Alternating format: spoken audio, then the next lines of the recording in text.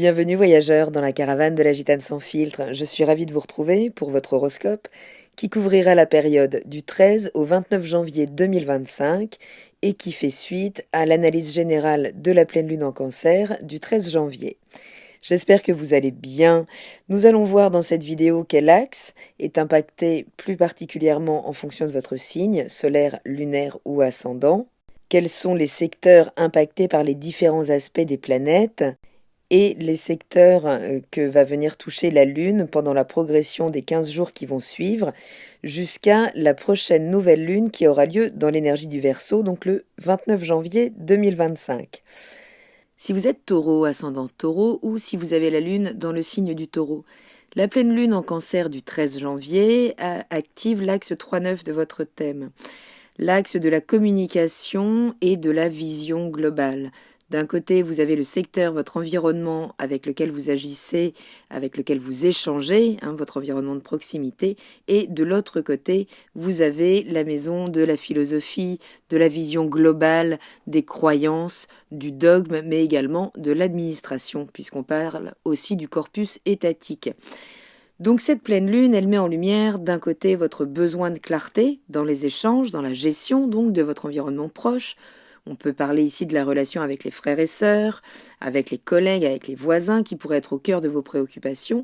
Et il pourrait y avoir des tensions ou des vérités peut-être cachées qui pourraient émerger pendant cette période, nécessitant un réajustement finalement dans votre manière d'exprimer, de vous exprimer dans les relations ou d'aborder tout simplement ces relations.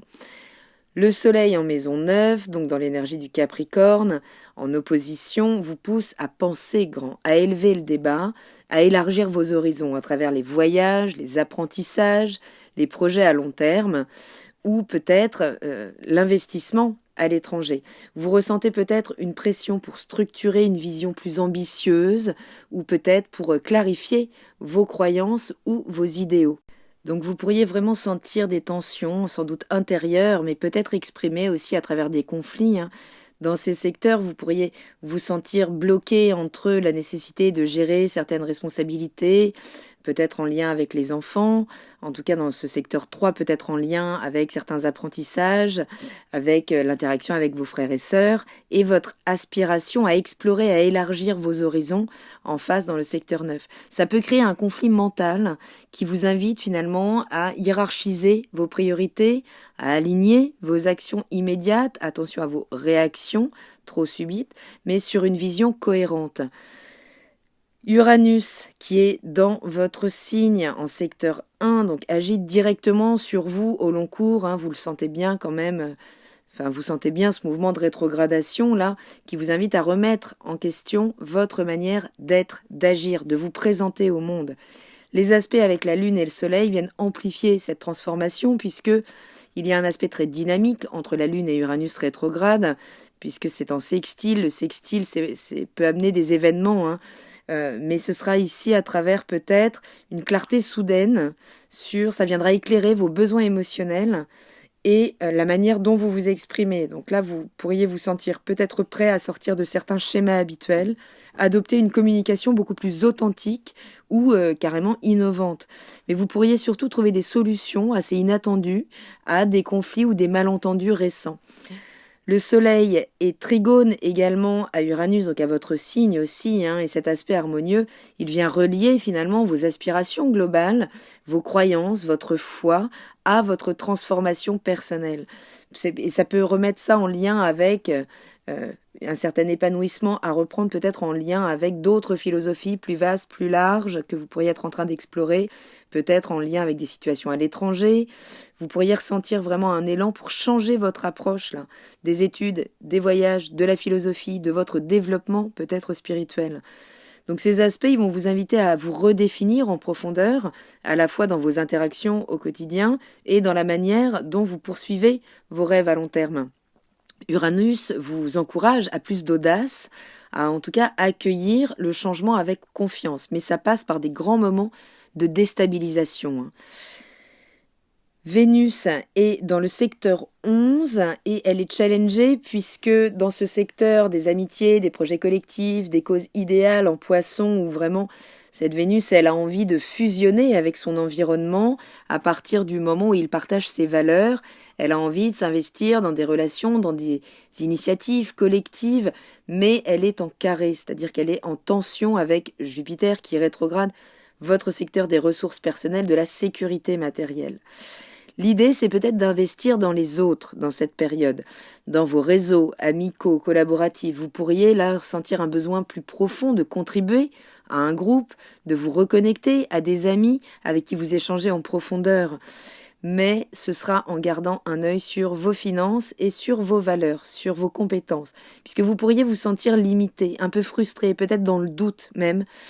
Donc ça pourrait là ralentir un peu votre capacité à investir, que ce soit du temps ou de l'argent, hein, et vous pourriez vous sentir frustré en tout cas, un petit peu. Il s'agit là de trouver un équilibre entre vos aspirations à long terme, vos ambitions collectives et vos priorités financières personnelles. Donc ce carré, il peut provoquer certains désaccords sur des questions d'argent avec des amis ou des partenaires sur des projets. L'important, ce sera vraiment de clarifier vos attentes, éviter les malentendus et surtout ne pas suridéaliser les choses. C'est vraiment important de clarifier, surtout s'il y a des tractations financières. Vous serez de toute façon très encouragé à aller vers la collaboration, vers vraiment l'accomplissement de vos idéaux à long terme, de pouvoir vous projeter à nouveau très loin, puisque le nœud nord est passé dans l'énergie du poisson. Donc il y a quelque chose qui se soulage au niveau de l'inconscient, là, vraiment, mais ça vient redynamiser tout ce secteur-là des ressources relationnelles qui partagent vos valeurs, qui partagent vos idéaux, pour vraiment pouvoir déployer là de nouvelles ambitions.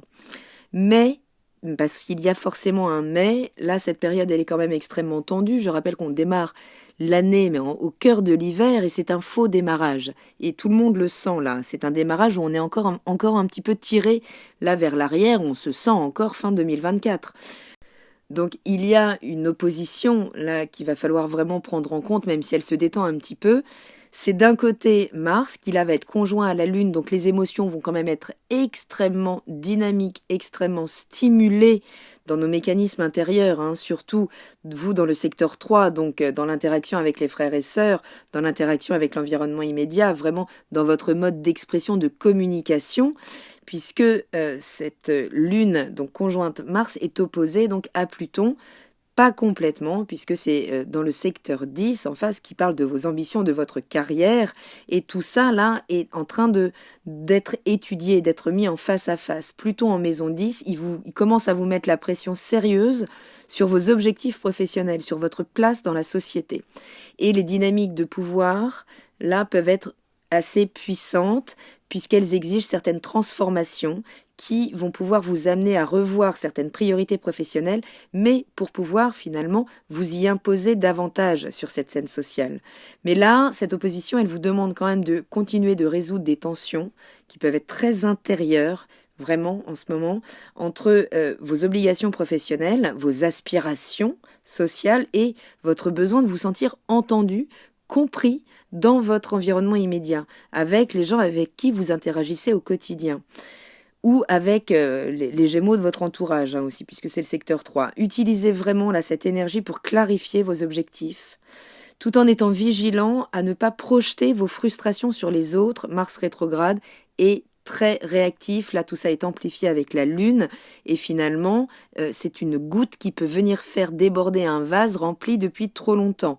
Mais cette goutte peut correspondre à un événement ou à un échange assez anodin. Donc il y a vraiment une vigilance sur nos projections là. Je vous invite à prendre vos agendas si vous souhaitez noter les temps clés de cette Lune qui va continuer sa progression et qui va visiter certains secteurs de votre thème. Donc cette Lune va quitter l'énergie du Cancer pour entrer dans l'énergie du Lion le 14 janvier. Et elle va faire un focus donc sur vos besoins émotionnels, sur peut-être un besoin là de revenir au foyer, aux racines, de retrouver une certaine sécurité émotionnelle et peut-être de réchauffer vos relations familiales ou tout simplement de vous reconstituer dans votre cocon.